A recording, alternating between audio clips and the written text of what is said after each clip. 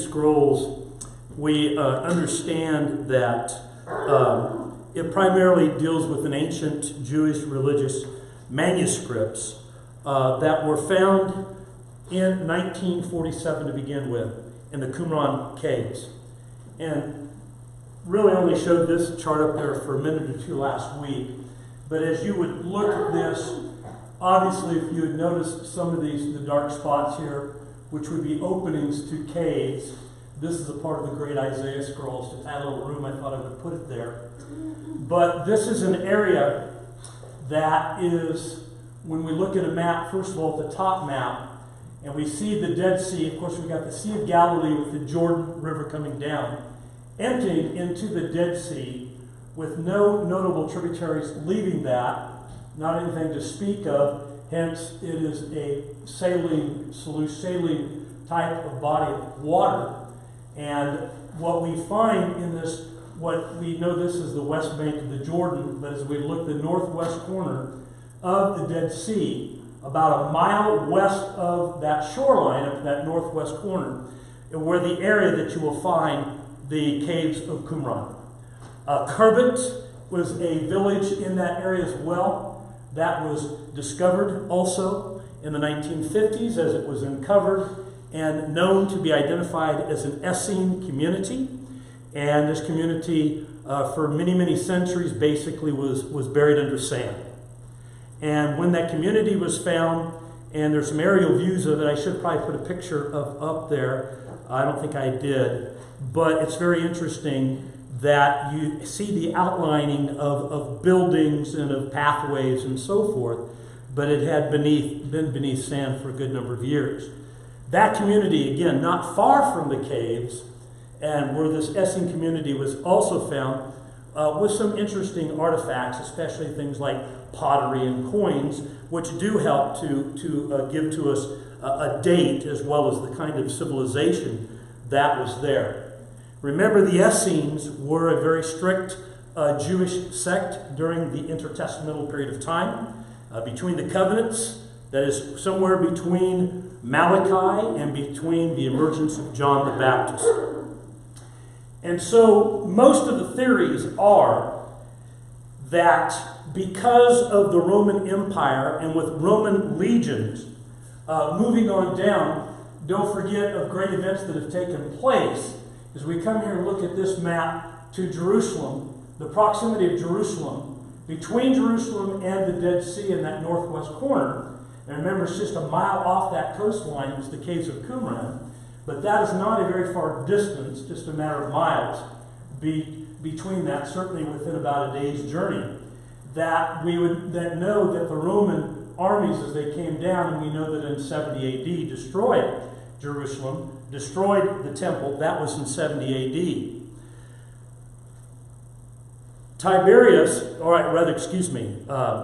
General Titus besieged the city in 68 AD, 2 years before it was sacked, controlling who would go in and go out of the city.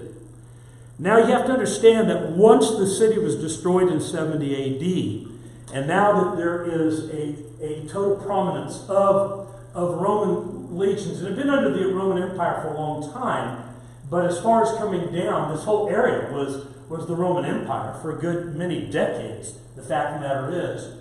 But at such point in time, that early on, we're talking about a period of time before then, that we know that in 70 AD, you've got this destruction of Jerusalem, but there were various religious sects and zealots among the Jews that were already very, very nervous, even decades before the birth of Jesus, of what the Romans were going to do. And so, the primary theory seems to be, and there seems to be real justification for it, that the Essenes, who had been very much involved in the transcribing and making copies, literally hundreds and hundreds and hundreds of scrolls or copies of the Hebrew Old Testament, and they had kept that in their village and in the work where they were, they anticipated, in their minds anyway, that their writings and their work would be one day taken over by the Romans and probably just destroyed.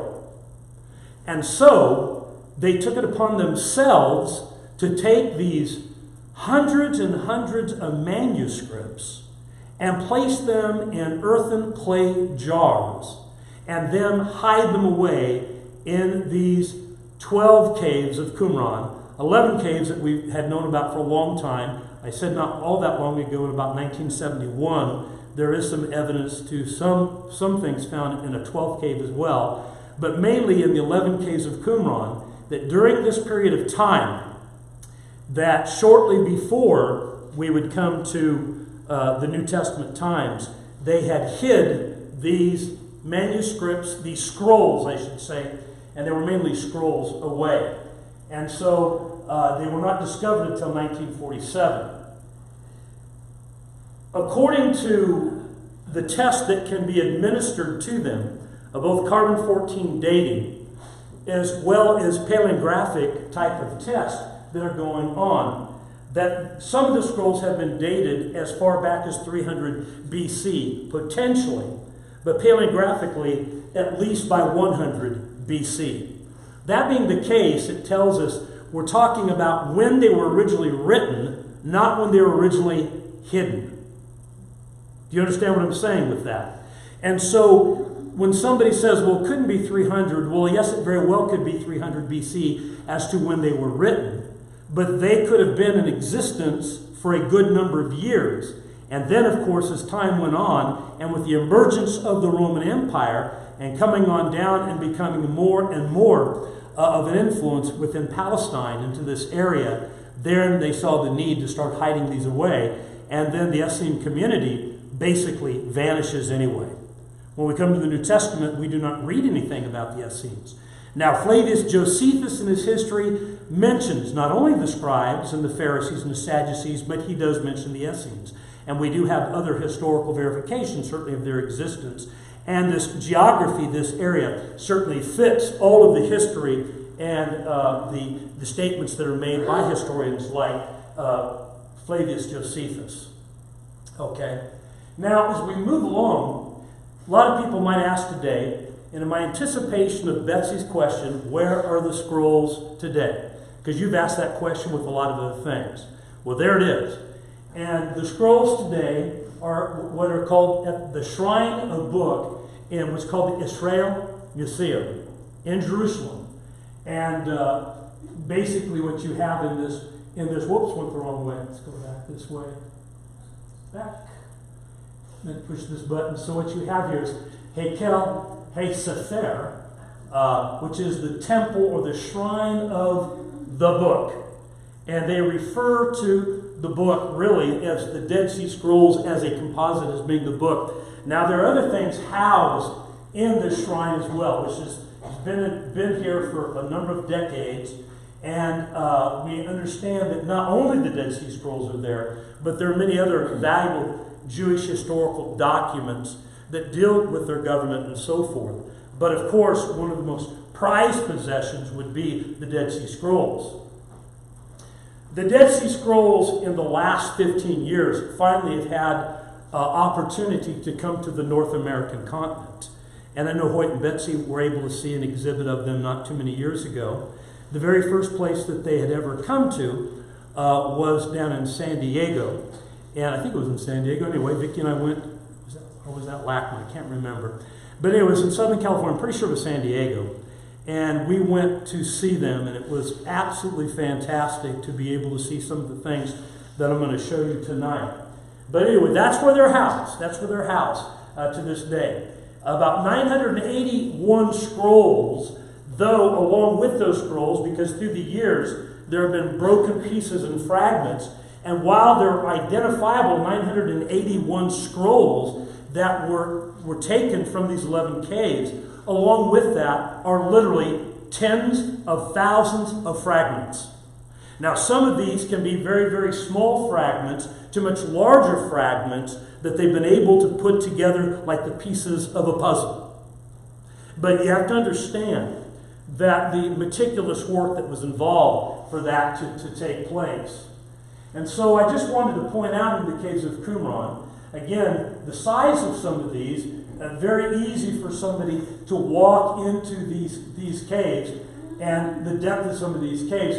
But as you saw in this earlier picture, and go back to this in the beginning, you can imagine here is there's a valley below here.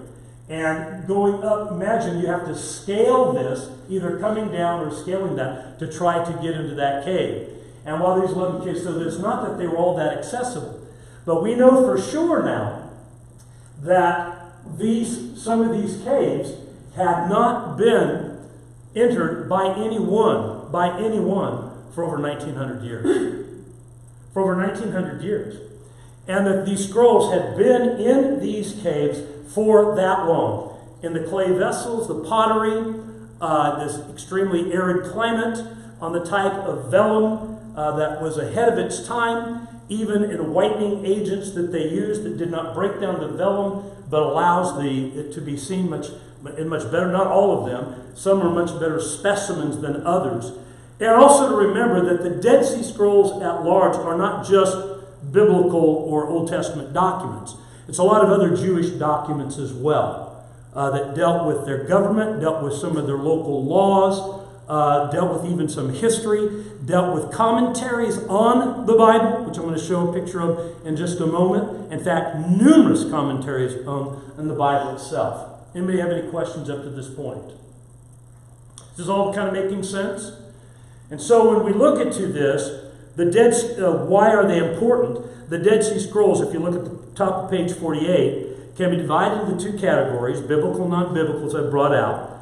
And so the fragments of every book of the Old Testament, the Hebrew canon, have been discovered, except for the book of Esther. Dennis and I were talking earlier, and that's very, very fascinating that there's nothing of Esther that has ever been found. One source that I was reading about that, and we understand and appreciate the story of Esther because in the bottom line, how was Esther important into the Jews, into her role as God had her there? How would you describe that? What did Esther really do? Save the Jews from genocide, right? And yet there's the belief that perhaps these very zealous type of Jews, even the Essenes, as much as they were zealous for Judaism, the law, and their civilization, you would think that there would have been a great appreciation for that, but that Esther had become a Persian queen, and because of that, there are some that believe that they just chose really not to make copies of that particular book. But it is fascinating that of the 39 books of the Old Testament, there's not a fragment of the book of Esther at all. Now, that does not put any doubt to its canonicity because we have other records, numerous records, that would include manuscripts, codices concerning the book of Esther. We just don't happen to have it in the Dead Sea Scrolls. But, by the way, just that you know, and as you look on this paragraph, it says, now identified among the scrolls are 21 fragments of Isaiah, 30 fragments of Deuteronomy, 36 fragments of the Psalms. The virtually intact Isaiah scroll, which Betsy, I hope you guys got to see that when you went there because it was there. Anyway, which contains some of the most dramatic messianic prophecy.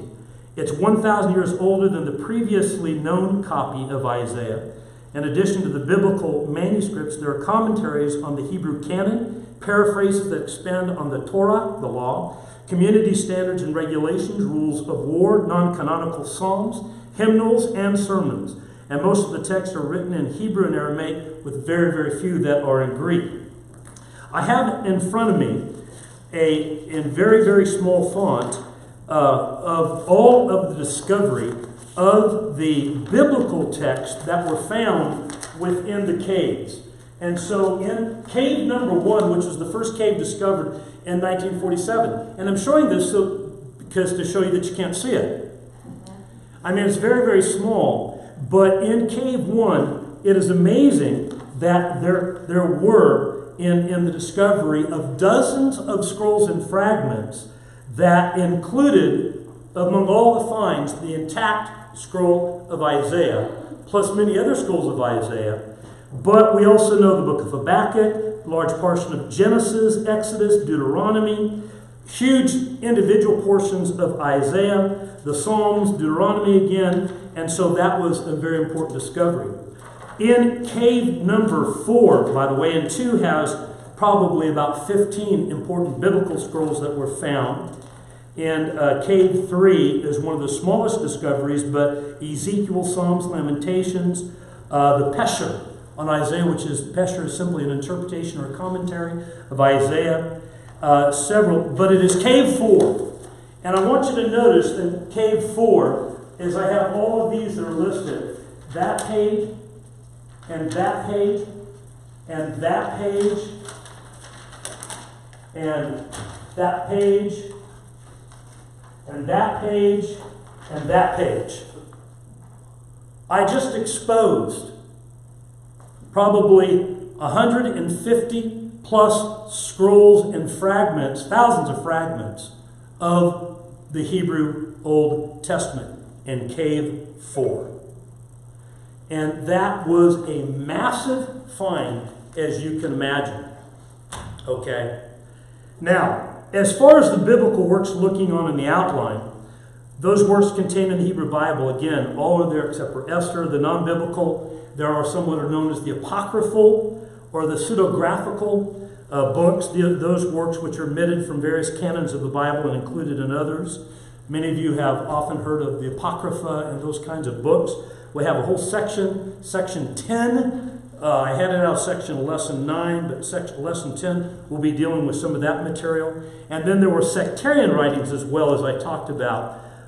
These scrolls related to the pietistic commune, including ordinances, biblical commentaries, apocalyptic visions, and liturgical works. So you have a massive amount of writings that are represented. And so the Dead Sea Scrolls appear to be the library of this Jewish sect, and again, most likely the Essenes. Near the caves are the ancient ruins of Qumran, a village excavated in the early 1950s that shows connections to both the Essenes and the scrolls. And the Essenes were strictly observant Jewish scribes who appear messianic and apocalyptic in thinking. I mean, and they were thinking that the coming of the Messiah was going to be any time. You know, from a historical standpoint, they weren't too far off when you think about it.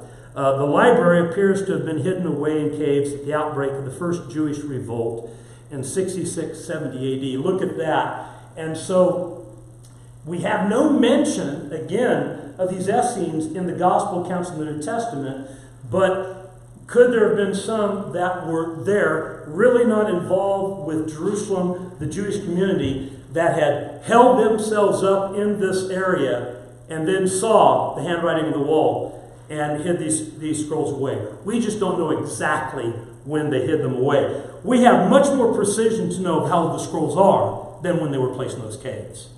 Okay? And which I think is the most important thing. So based on various methods, including carbon-14, paleographic, and scribal methodology, the Dead Sea Scrolls were written during this period of time, as this says, about from 200 BC, perhaps as late as 68 AD. But many crucial manuscripts of this 22nd Psalm, Isaiah 53, great portions. What's important about Isaiah 53? What is that prophecy? About Jesus and about his lamb led to the slaughter and so forth, that is quoted a few times verbatim in the New Testament. Isaiah 61, a new name will be given, and they at least 100 BC. As such, the Dead Sea Scrolls have revolutionized textual criticism of the Old Testament. Phenomenally, we find the biblical text in substantial agreement with the Masoretic text. That is so important. Understand that the Masoretic text was put together basically from the 8th up going up to the 10th century AD. And so the Masoretic text, which puts us really primarily, was basically done in the 800s AD, was a text of the Old Testament. This text, this Masoretic text, is a Hebrew text of the Old Testament, of the 39 books of the Old Testament. Until the discovery of the Dead Sea Scrolls, that's as old of a text that we had available to us of that much information. There were a few fragments of some other archaeological discoveries that have been found, but nothing that dealt with the entirety of the Bible like the Dead Sea Scrolls. That's why, by the way, there are some scrolls, there are some fragments and things that are older, even than the Dead Sea Scrolls, but it's very, very, very little when it comes to the Old Testament document. So think about that. They were depending upon, when you think about the translation of the Bible, for example, into English. You think of men like Tyndale, Wycliffe. You think about those that translated the Bible into English, the Old Testament.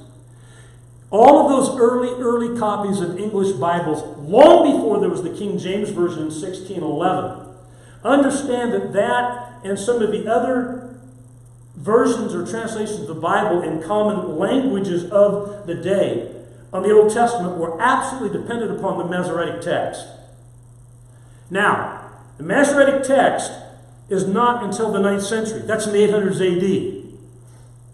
So now when the Dead Sea Scrolls were discovered in 47, and all the meticulous work, painstaking work that was done to assemble them, to translate them, to house them, to store them, up until 1956, and to continue to study them beyond, now they were able to contrast or compare what we had depended upon because of the Masoretic text in the 800s AD, to now material that takes us back nearly 1,000, in fact it does, it takes us back 1,000 years. What do you suppose some of the critics and the skeptics thought was going to happen? What's that? Well, yeah, they thought, number one, it was going to show, well, that this Bible that we've had for all these years, based upon the Old Testament and Masoretic text, and now they have something much, much older by 1,000 years. And what did they discover? Barely any variances at all. And you know what variants that they found? Misspelling of words, transpositions, omission of words. Can you imagine, though, with the transcribing of all of that, the variance that you might have because of that? But when it came to it, and we're talking, literally talking like 99% of it, they found to be that the Masoretic text was indeed in agreement with the Dead Sea Scrolls. Do we understand how important that is? That is huge. Okay? And so at the bottom of page 48, the scrolls and the scrolls fragments recovered in the Qumran environs represented a voluminous body of Jewish documents, a veritable library dating from the 3rd century BC to 68 AD. Unquestionably, the library, which is the greatest manuscript find of the 20th century, demonstrates the rich literary activity of Second Temple period Jewry and sheds insight into centuries pivotal to both Judaism and Christianity. By the way, the reason why this is important in the New Testament is because the New Testament frequently quotes what? The Old Testament. And now when we're finding that the New Testament manuscripts that we have studied are in agreement with the Old Testament Septuagint, and now we're finding that the Septuagint is in agreement with the Dead Sea Scrolls, which is all in agreement with the Masoretic text, and you look at all of these scrolls that we have and manuscripts and codices of both Old and New, and all we're seeing is agreement, agreement, agreement. Let me tell you, you're not going to find that in any other works of antiquity at all. Not that kind, not the amount of material we have, and especially the unity, the harmony, and the agreement we have. Does that make sense? That is really, really important. And so the number of different compositions represented is almost 1,981. They figure how many scrolls, then the thousands of fragments and written in those languages. Go to page 49. The Great Isaiah Scroll, we're going to go to that. So let's see here. Let's move along. Oh, I just wanted to show here. Again, I've got a couple of other pictures I'm going to show. But by the way, this one is fascinating. We'll have some. It took them a long time to roll that out. The copper scroll was originally, they figured, one scroll that was broken in half. And that's why they're put like this, because it was one scroll, but it was made out of copper. Mainly copper and a little bit of tin. Okay, and then as it was pounded out and these scrolls were made and columns that were given, that in time, but the tightness of that being rolled, that copper tin composite that was rolled broke, and they have unrolled it, and I've got some great pictures of that in a little bit, and how they've been able to, with chemical, restore that really to pretty nice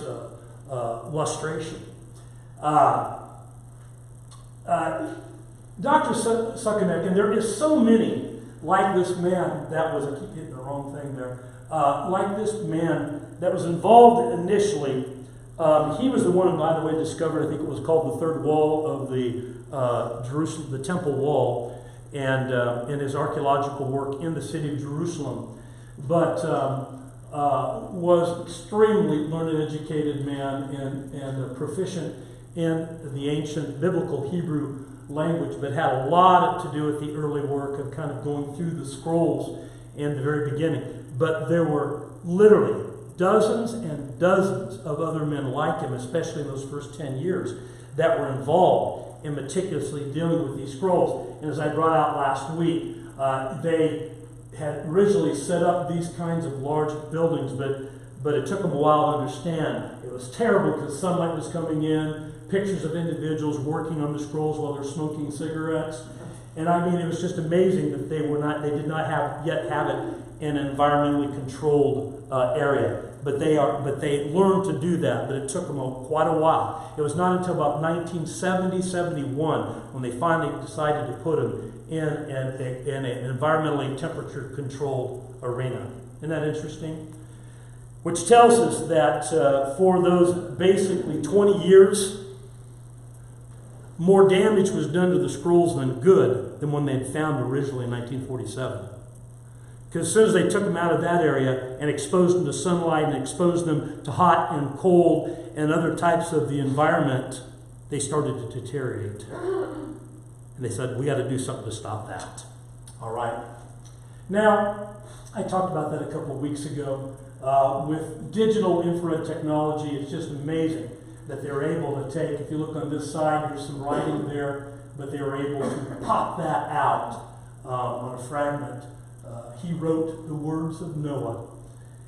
Okay, so, a reconstructed, I found this photograph today, as a matter of fact, so I threw it in here because I liked it, and it's a picture of a picture, so I took the picture out of a book off my camera and then sent it to myself in an email and put it up here. So I thought, going through all of that, it didn't turn out too bad, but what I really liked about it, do you see, this was one of the clay pots that had been absolutely broken into pieces. Can you see all this? All the cracks and so forth? They literally put that back together and they glued it back together just to show. But notice too, what they found around this and these scrolls. There are coins. Did you notice the coins? There were coins that were discovered and other bits of pottery and vessels. Now here's what's very, very interesting about it as well. The Essenes, when they hid so much of this away, originally, now we understand that they didn't just set it in those caves and walk away. They had put the scrolls beneath debris and bat guano so that they would not be immediately seen or discovered. But in 2,000 years, what's even going to happen to bat guano? It's going to deteriorate. And it did. It just dries and crumbles and becomes sand, and they would become more and more exposed. But I think about all of that, and I think about the years, again, the caves, the arid climate, putting them in these earthen vessels or jars, covering it with stuff like bat guano and all of that. And again, it just comes back to it. Yes, they lasted through all those years, but again, I just keep looking at this as the absolute providence of God, that has happened. So I thought you'd be interested to know about that. The Isaiah scroll. So if you look at this on the Isaiah scroll, the great Isaiah scroll was discovered in Cave 1 in 1947. This is at the top of page 49. It was identified as the biblical book of Isaiah in 1948. The scroll was discovered, but it was not until 48 able to start taking it apart very slowly and to translate. It was purchased by the Syrian Orthodox Church at that time. Israel reacquired the great Isaiah scroll in 1954 to study it and preserve it as a national treasure. The second partial Isaiah scroll, which is called the 1Q, the IS is for Isaiah and B, because the first one is known as 1QISA. but was also discovered in Cave 1 in 47. Since that time, approximately 17 other fragments of Isaiah scripture have been discovered in the other caves of Qumran. As far as dating, it appears that pieces of the great Isaiah scroll, the first one, have been carbon-14 dated at least 4 times and produce calibrated date ranges from 335 to 324 BC and 202 to 107 BC. There have also been numerous paleographic and scribal dating studies conducted that place 1A, we'll just call it 1A, at the date range of approximately 150 to 100 BC. There would be no paleontologist, no archaeologist that's dealt with the Dead Sea Scrolls that would look at this as being any younger than 100 BC. And if you look at that, that's nearly 2,100 years ago right there. Now, this scroll dating, so approximately 100 BC, conservatively, was found to be identical to the modern Hebrew Bible, over 95% of the text. The remaining 5% consisted chiefly of obvious slips of the pen or variations in spelling. Prior to that discovery, the earliest manuscript of Isaiah was the Masoretic text, which I talked about, dating to 900 AD, mainly done in the 800s. Realized then the discovery of the Dead Sea Scrolls moved the dating back more than 1,000 years, and that without any appreciable change in the text. One thing I want, oh, by the way, there's Cave 1, where they found it. Again, you look at scaling these cliffs and getting to that, that's just fascinating to me of the work, and no wonder they were there for a long, long time and nobody paid any attention to them at all. I wanted to show you something here. One, we have Isaiah 14 through 16 in this collection of the scrolls. The Isaiah scroll rolled out, if memory serves me correctly, I didn't write this down, unless it's on this, I don't think it is. But it's somewhere, it's close to 24, 25 feet long as a scroll. And it's not the largest scroll, the temple scroll is the largest scroll, which we'll see in just a moment. But I want you to notice something very interesting in this one to the right. And see where I have the yellow arrow here. And this are called correction dots, because when they went through this very carefully, now can you see, I tried to make this as big as I could without too much distortion. But do you see this word right here, which looks like that would be Adonai? Well, that could be Adonai, which could even be Lord. But do you see beneath it or dots? Can you guys tell that there are dots right below? And what they were able to do is they came in and they put correction dots.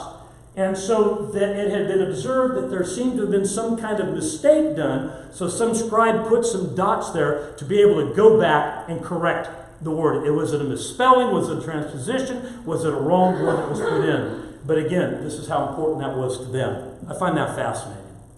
Okay? So, Brent, that was done by the original? I believe so, Tim. And I very seriously doubt, although I would hope that they wouldn't take out they didn't have big pens then, but they'd take out their fountain pen and start marking up the scrolls. But it appears that there were correction dots in the manuscripts themselves. I've seen the whole book of the Habakkuk commentary in San Diego. It's a beautiful, beautiful scroll, I might add. And this is just a piece of it. And it's called the Habakkuk commentary because it is not the book of Habakkuk. It is a commentary on the book of Habakkuk. And what they refer to is the Pesharim.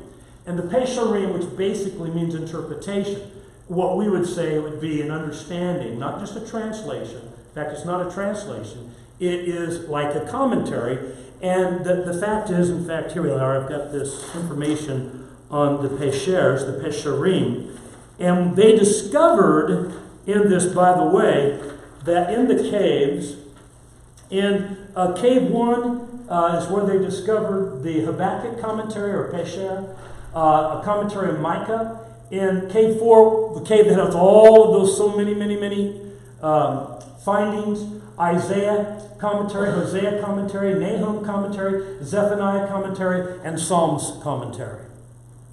Very large writings concerning interpretations, commentary on those particular books. I just thought you might find that interesting as well. Because they were writing about them then with an understanding and an application of the meaning and the importance of these books to their Jewish culture. I want to talk about these two fellows because they're quoted.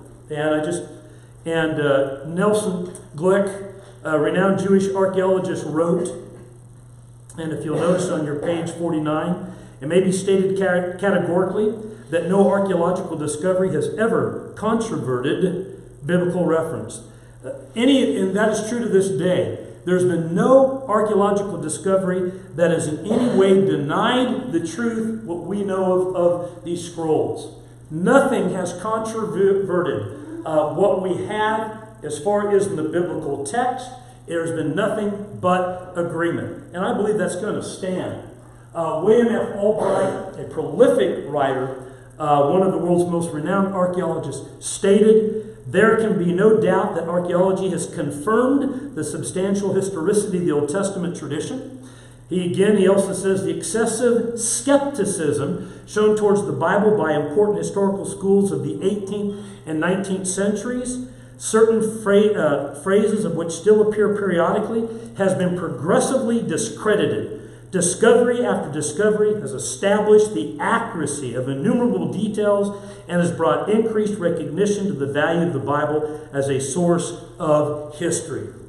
I mean, it is fascinating to me that, remember, we've talked about this, particularly after the Industrial Revolution, with the progress in a lot of different ways going on in our modern civilization.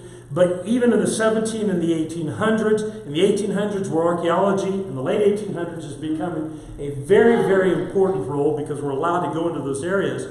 But there had been so much skepticism as to the historicity of the Bible and its accuracy. Another one that we have that's quoted at the bottom is Millard Burroughs, renowned professor of archaeology at Yale University, exposed the cause of persistent unbelief. He says the excessive skepticism of many liberal theologians stems not from a careful evaluation of the available data, but from an enormous predisposition against the supernatural. There are so many that wanted to discredit a belief in God and that the Bible is an inspired Word of God. And the only way they could do that was somehow tear down the authenticity, the historical reliability of the biblical documents. And I love this. I found this quote as well. I threw this up here. On the whole, archaeological work has unquestionably strengthened confidence in the reliability of the scriptural record. More than one archaeologist has found his respect for the Bible increased by the experience of excavation in Palestine. Archaeology has in many cases refuted the views of modern critics. And he's written a plethora of books as well. So if you go to the next page, page 50, which is the last page of this section, and we're going to close this down.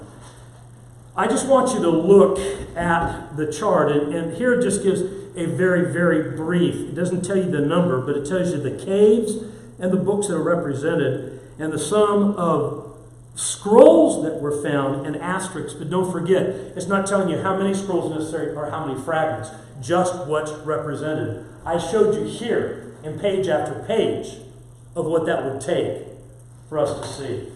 And so its value to us understanding the Old Testament and having trust in the Old Testament is hugely important. The temple scroll, I just wanted to say, nearly 28 feet long. The very thinnest of the paper that was found, and it took a long time to unroll that and to work on that, but yet it was an extremely high quality vellum, the temple scroll. And here's the copper scroll that I talked about. Remember all of that? And they were able to unroll it. Now look at how legible that is, especially for those that know this Hebrew language well, of that copper with a little tin. Amazing, amazing. And I want to close with this. This was in the Wall Street Journal, dated June 1st, 1954. The 4 Dead Sea Scrolls, biblical manuscripts dating back to at least 200 BC, are for sale. This would be an ideal gift to an educational or religious institution by an individual or group. 1951, they were willing to start selling these things to the general public.